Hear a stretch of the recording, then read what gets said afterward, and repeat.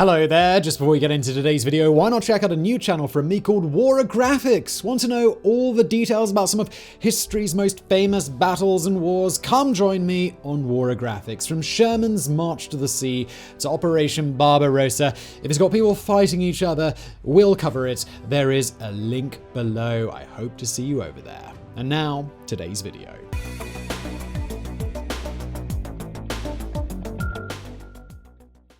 The early 20th century gave way to the rise of the professional criminal. The mafia took America by storm, becoming the most dominating criminal faction in the country. Aided by the arrival of Prohibition and the Great Depression, and supported by a rigid internal structure, superior numbers and copious amounts of bribes and firepower, they showed that law enforcement was oftentimes powerless to stop them. But at the same time came a different breed of criminal. With Tommy gun in hand, they busted through the doors of banks, gas stations and grocery stores and made off with the loot before the police were onto them, and then traveled to the next town where the performance was repeated again and again and again until the inevitable end came, often in a hail of bullets. They were not interested in building an empire based on bootlegging, drugs, prostitution and racketeering. They just wanted money, and they wanted it fast. They often were lone wolves or worked in small gangs and spent their time either on the road or hiding from the law in sleepy little motels. Most importantly, they lived life according to their own rules, so it's not surprising that the public became fascinated with them and heavily romanticized their actions. The FBI adopted a new term to describe these criminals: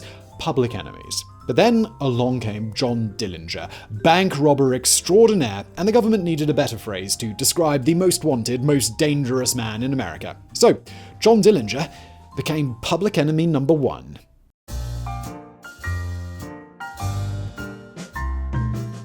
John Herbert Dillinger, also known as Johnny and Jackrabbit, was born on the 22nd of June 1903 in Indianapolis, Indiana, the second of 2 children to John Wilson Dillinger and Mary Ellen Lancaster. His mother passed away of a stroke when Johnny was 3 years old, and so his sister Audrey took on the maternal role and raised him since she was 13 years older than him. Meanwhile, his father remarried when Dillinger was 9 to a woman named Elizabeth Fields, who proved to be quite caring and affectionate towards her stepchildren. All in all, Dillinger had a decent upbringing. He lived in a quiet middle-class neighborhood. His father was strict and somber, but also made sure that his family were always provided for. He tried to instill a moral code into his children, but little Johnny showed his rebellious streak from an early age and was known around the neighborhood as a troublemaker. Later, when he became a teenager, Johnny led a neighborhood gang called the Dirty Dozen, and already he showed signs that he was more James Bond villain than just your average school bully. One day, he and a friend kidnapped a boy and took him to the local wood mill, where they tied him up on the table with a circular saw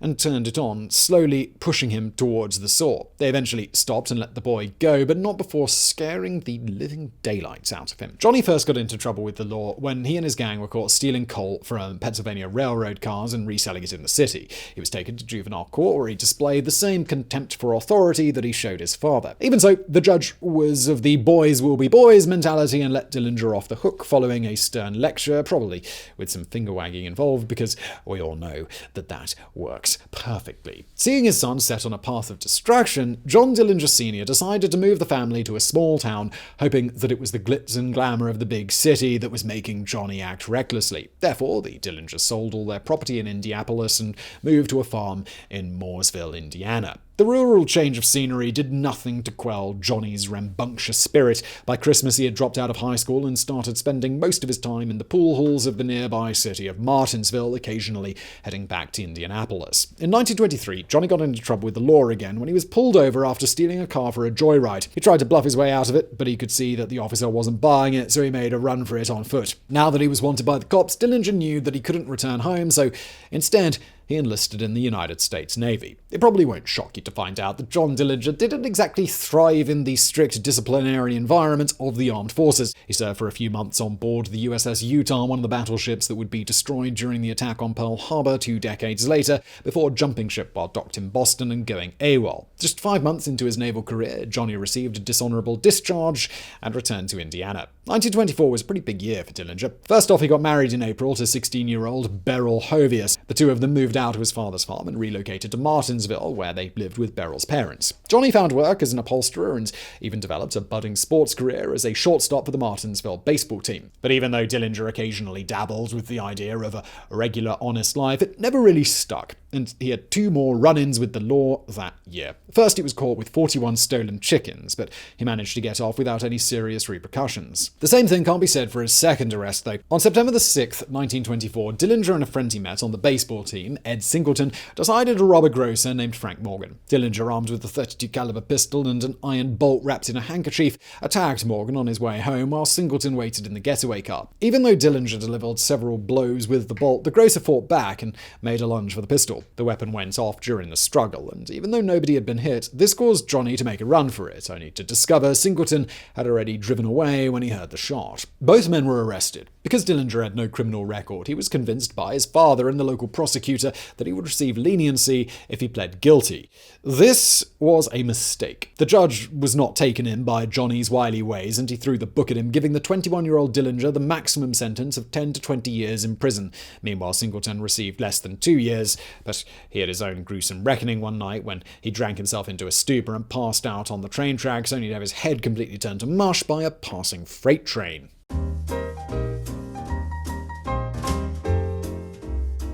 To absolutely nobody's surprise, Dillinger was anything but a model prisoner. He got into fights, he destroyed prison property, he gambled, he smuggled, and he tried to escape several times only to be caught soon after. This earned him stints in solitary confinement or time added to his sentence, but after a while, Dillinger stopped caring. His wife had left him, but he had made some new friends in prison, a clique of like-minded criminals who spent all day planning and fantasizing about all the banks they were going to rob once they were free. Ultimately, they would become known as the Dillinger Gang, after their most famous member, although this name is a bit misleading since John Dillinger was rarely the guy who called the shots, and sometimes the gang even operated without him. The Dillinger Gang didn't really have an official leader, but unofficially the position belonged to a man named Harry Pierpont. He had the charisma, the intelligence, and the experience to fit the bill, and even though he was only a year older than John Dillinger, he already had led a different gang and committed around 10 robberies before the two met in prison. Pierpont acted as a mentor to some of the other inmates, such as Dillinger, but he was not a fan of the spotlight, so he was perfectly happy with taking a step back and letting other members soak up the notoriety and adulation. Over the course of its existence, the gang contained about a dozen members, but we're just going to mention some of the other notable gunmen, such as John Red Hamilton and Lester Gillis, better known to the world as Babyface Nelson. Almost all of the gang would meet a violent death by the end of 1934, whether in shootouts or in the electric chair. This was hardly the career with the best retirement plan. But that was still a ways away from now. At the moment, the gang members were still locked up tight inside the Indiana State Prison in Michigan City. The problem was that the state wasn't simply going to release them all at the same time. In fact, some of them weren't scheduled to breathe the sweet air of freedom for quite some time, and so if they wanted to go bank robbing together and start wreaking havoc on the outside, they needed to be more proactive with their efforts to simultaneously release everyone. So they came up with a plan. It was fairly straightforward. It involved smuggling in some guns and bribing some of the guards who were amenable to such persuasions to look the other way when the right time came. Of course, for this to work, they needed money for guns and for bribes, which they could not get in prison. That meant that the plan depended on one of them getting released and going on a robbing spree to finance the other's escape. And well, that person was none other than John Dillinger.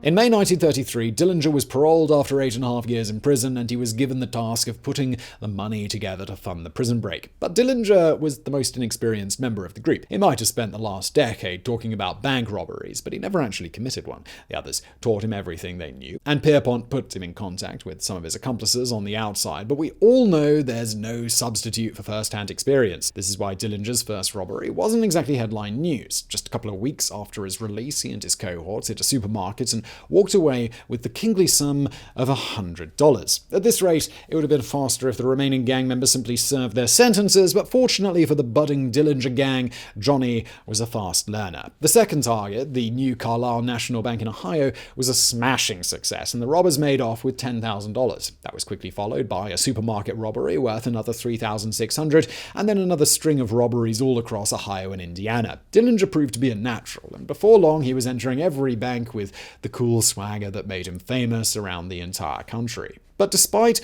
the way he was often portrayed in the media, we might as well point out here that the Robin Hood image that he crafted and promoted for himself was pure fiction. Dillinger was a ruthless and violent man who got into shootouts with the law, used innocent bystanders as human shields, and never did anything but line his own pockets with the money that he stole. After a profitable summer crime spree, Dillinger had saved enough money for the prison break, so he and his accomplices went to work, still receiving instructions from Pierpont from behind bars. One collaborator handled the bribes, another one secured an apartment where the escaped men could lay low. Dillinger's job was to smuggle the guns into prison, which he most likely did by hiding them in a package destined for the shirt factory where Pierpont worked. The escape attempt was tentatively scheduled for the end of September, but the best-laid plans of mice and men do often go awry. The prison break itself went pretty well. On September 25th, 1933, around 10 or so inmates led by Pierpont used pistols smuggled in by Dillinger to take the guards hostage and make their way through each section of the prison, catching everyone unaware and taking more hostages along the way. Outside the prison, the inmates split into two groups, stole a few cars from a nearby gas station and drove off.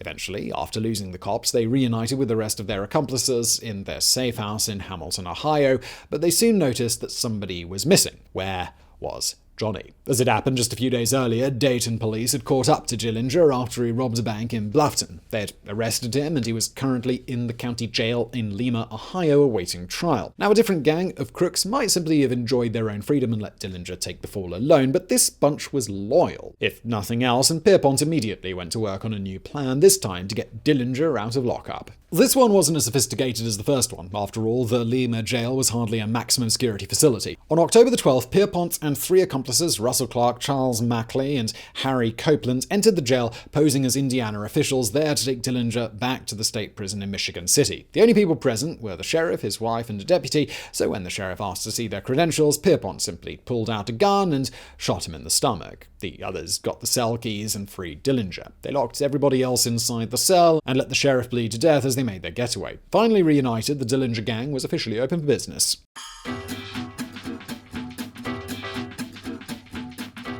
Once the gang was out in full force, they began their crime spree in earnest, hitting around one bank per month on average, traveling up and down the Midwestern United States. On two occasions, both in Indiana, they were also successful in attacking and raiding police arsenals to steal machine guns, rifles, bulletproof vests, and ammo, so they were probably the most well-armed and dangerous gang active in the country. They also made it abundantly clear that they were not afraid to use the arsenal that they had at their disposal. No fewer than 13 law enforcement officers were killed in shootouts involving the Dillinger Gang or their associates. Dillinger himself was responsible for the murder of patrolman William Patrick O'Malley, who was gunned down in January 1934 during the robbery of the First National Bank in East Chicago, Indiana. In response to these actions, the Chicago Police Department established a new unit of elite soldiers dubbed the Dillinger Squad, with the sole intent of bringing down the criminals, dead or alive. Despite this, it was actually the police in Tucson, Arizona that managed to capture the notorious gang with a hefty dose of good luck. At the start of 1934, the gang thought that the Midwest was getting a bit too hot for them, so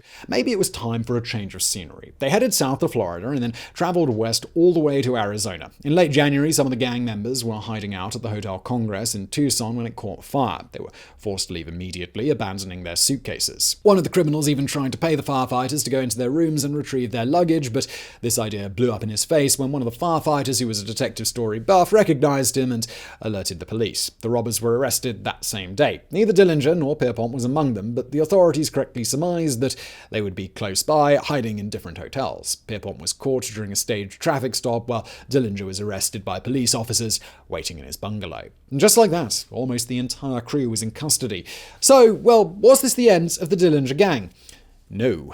Not by a long shot. With their crimes spread out over such a large area, now came the legal battle over where they would be tried. In Dillinger's case, it was eventually settled that he'd be sent to the county jail in Crown Point, Indiana, where he would be tried for the murder of Officer William O'Malley. If Dillinger was already famous, this is where he became a superstar. The media followed him everywhere, and he was even allowed to attend one press conference where he was lavished with the kind of attention that would make you think he'd just won the World Series or cured polio polio. Cameramen and photographers captured every moment, even asking at one point for the police officers to pose alongside with Dillinger, which, shockingly, they totally did. Dozens of officers and police vehicles were on hand to make sure that Dillinger reached the jail in Crown Point, reputed to be escape-proof. And honestly, calling anything that is just asking for trouble, because on March the 3rd, 1934, John Dillinger proved the contrary when he escaped. How exactly he did it still remains uncertain, but he got his hands on a gun somehow. Some say it was real and was smuggled in, others say that it was a toy wooden gun. Dillinger liked to brag that he carved it himself. Either way, he used it to take hostages and make his way through the prison, before replacing it with some Tommy guns that were definitely real and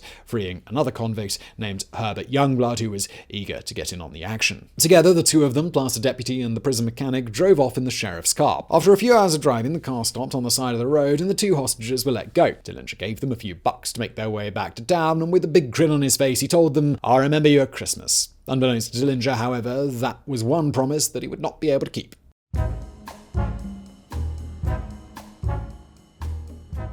Following this prison escape, the FBI, which was still known as the BOI back then, or Bureau of Investigations, got involved because Dillinger finally committed a federal offense when he took a stolen car over state lines. On the other side of the law, things soon went back to normal. Most of the original gang members were behind bars, including Harry Pierpont, who was executed in the electric chair later that same year. All except Red Hamilton, who got busy and assembled a new crew consisting of Babyface Nelson and his associates. Once Dillinger escaped, he joined up and got back to what he did best: robbing banks. But not for long though, because the heat was definitely turned up a notch now that the FBI was involved. Just 2 weeks after his prison break, Dillinger was involved in a shootout with the feds in St. Paul, Minnesota, where one of his accomplices was killed and Dillinger took a bullet in the leg. Another shootout occurred in Wisconsin at the Little Bohemia Lodge, and then Red Hamilton was killed in a third shootout in Hastings, Minnesota. Dillinger was starting to feel the net tighten around him, and in May he had some off-the-books plastic surgery done, hoping that he could flee the country with his ill-gotten gains. On the road, Dillinger preferred to travel with his girlfriend, Billie Frechette, but in early April she was arrested and charged with harboring a criminal. This made Dillinger act recklessly, even more so than usual, at least until he met a new girl while hiding out in Chicago. Her name was Polly Hamilton, and she was a teenage runaway who worked as an occasional prostitute in a brothel owned by Romanian immigrant Anna Sage, today more famously known as the Woman in Red. Hamilton might have been taken in by Dillinger's charms, but Sage not so much. Once she realized who he was, she was mainly thinking of the reward money and a green card. She reached out to the FBI. Once a deal was struck, Sage revealed that she and the couple would be going to see a movie at the Biographics Theatre on the evening of July the 22nd, 1934. And so they did. Fittingly, it was a gangster flick titled Manhattan Melodrama starring Clark Gable. But once the movie was over, Dillinger exited the theatre right into an FBI ambush. He noticed the trap as it was sprung, but it was too late. Dillinger reached for his gun, but agents shot him before he could pull it out. Injured but still walking, he tried to flee into an adjacent alley, but was gunned down by the G-men, finally killed by a bullet that entered through the back of the neck, passed through his brain, and exited out his right eye. The first ever Public Enemy No.1 was dead, although there's a myth still prevalent today which says that their man was a look-alike and that the real Dillinger did manage to escape. As for Anna Sage, she got her money but was still deported. She became an integral part of John Dillinger's legend as the Woman in Red, even though she was actually wearing an orange dress that night to help the FBI spot them easily. Someone scribbled an epitaph for John Dillinger on the sidewalk where he collapsed. It said, "Stranger, stop and wish me well, just say a prayer for my soul in hell. I was a good fellow," most people said, betrayed by a woman, all dressed in red.